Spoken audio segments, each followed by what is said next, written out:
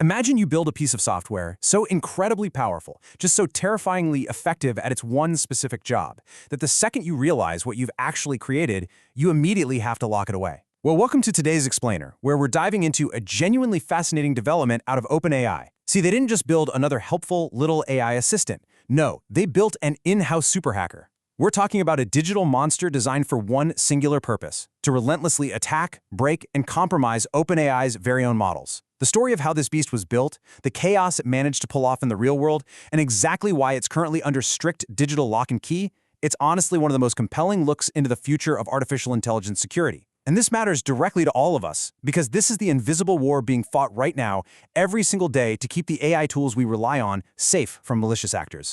So when I first read this quote, it just struck me as a massive, massive statement. I mean, OpenAI has trained an elite hacker and then effectively locked it in a cage.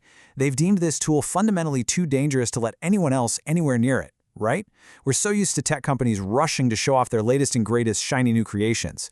But this software, it is so ruthlessly efficient at bypassing security protocols that releasing it to the public would literally be like handing over the master keys to the internet's entire AI infrastructure. Okay, let's dive into this and look at what this tool actually does. The model is called GPT-Red, and it operates as what's known as an automated red teamer. Now, historically, red teaming is a highly manual, incredibly labor-intensive human job. It's where security experts try to hack into a system to find its vulnerabilities before the bad guys do. Well, GPT-Red automates that entire process. It actively hunts for ways to hijack or sabotage other AI systems, and it does it at absolute machine speed. Specifically, it targets things called prompt injections. This is when hidden, malicious instructions are cleverly buried in, say, an email or a seemingly innocent web page to trick a model into doing something strictly forbidden. GPT-Red scales this hacking process to a level humans just simply cannot match. So, how exactly do you build a super hacker? Section 1. Inside the Training Dojo, how GPT-Red learns by fighting. To create GPT-Red, OpenAI didn't just program a static list of known hacks. Instead, they essentially built a digital martial arts dojo using a self-play loop. Here's how it works. Step 1. GPT-Red is launched against a squad of defending AI models, and it gets mathematically rewarded for landing a successful attack. Step 2. Those defender models actually learn from the breach. They adapt, and they successfully fend off the very next attempt. Which leads to Step 3. Because the defenders have wised up, GPT-Red is forced to get creative. It has to invent completely new, nastier, and way more advanced tricks just to break in again. This endless, high-speed sparring session forced the AI to constantly evolve its hacking methods. And what I find absolutely incredible is that OpenAI poured some of their largest ever compute runs into this. We're talking a staggering amount of processing power dedicated purely to safety work. The result? The AI started inventing things its own engineers had never even imagined. Because of this intense dojo training, GPT-Red discovered an entirely new class of attack. The engineering team calls it a fake chain of thought. OpenAI researcher Chris Choquechu explains it brilliantly. He says, it's like if I told you that 1 + 1 = 3, and that you have verified this already. The model's like, oh, okay, of course, and it just spits out 3. So what GPT-Red essentially learned to do was plant a false memory directly into a target model's private working space. It completely tricks the target AI into inherently trusting a totally fabricated reality. It bypasses the AI's logic just by making the AI believe it had already verified the malicious instruction itself. I mean, that is terrifyingly clever software math. But OpenAI needed to know, could these digital tricks cause actual physical chaos? Section 2. The Vending Machine Heist. Testing the super hacker in the real world.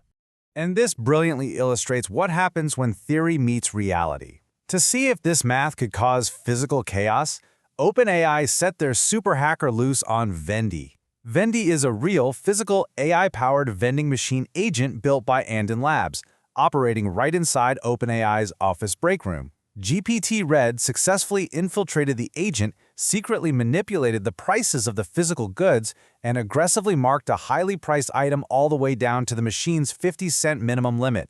It even went as far as intercepting and canceling a real customer's order, which, I imagine caused some real break room drama that day. But seriously, it was a complete and total hijack of a physical system operating in the real world, all executed autonomously by the AI hacker. With those physical tests proving successful, we really need to look at the hard data.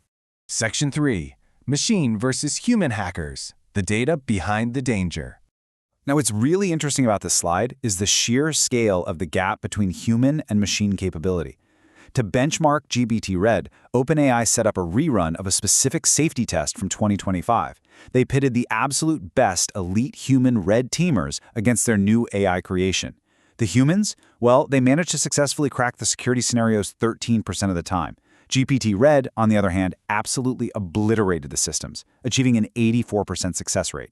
The automated system wasn't just, slightly faster. It was operating on a completely different planet of effectiveness, cracking vulnerabilities that humans simply couldn't find or execute fast enough. But remember, the ultimate goal here, right? Making the AI tools we all use every day safer. When GPT-Red was unleashed on the older GPT-5 model, over 90% of its strongest attacks effortlessly breached the system. It was basically a bloodbath. But look at the dramatic shift with the newly released GPT 5.6 model. Fewer than 23% of those exact same attacks worked. Exposing the model to the ultimate attacker allowed OpenAI to patch the holes, making GPT 5.6 their most robust model yet against prompt injection and hijacking. The Dojo training actually works. Section 4.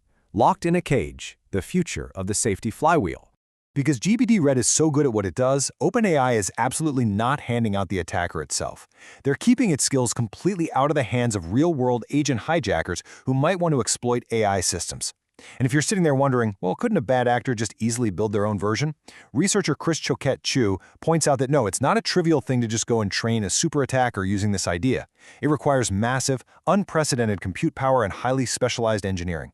By hiding it away, OpenAI is actually following a precedent set by other labs who have occasionally built really dangerous capabilities and consciously decided against releasing them to the open web. However, the monster isn't perfect. Actually, scratch that. It definitely has blind spots. GPT-Red currently struggles with drawn-out, conversational, back-and-forth attacks that require long-term deception. It's also pretty weak right now at hiding malicious instructions inside image files. So, good news for human security analysts. Purely automated math still misses those weird edge case vulnerabilities, and we desperately still need human intuition. In fact, Jessica G., an AI security analyst at Georgetown CSET, notes that human testers are actively catching flaws that the AI just sails right past.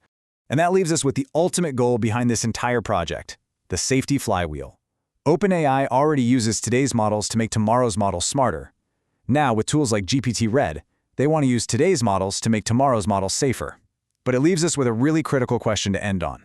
As we rely on AI to attack and defend itself, can AI safety truly scale as fast as AI intelligence? Will the digital defenders always be able to keep up with the digital attackers? It's a massive, high-stakes race defining our technological future, and it's playing out entirely behind closed doors. Thanks for joining me for this explainer, and keep questioning the systems that power our world.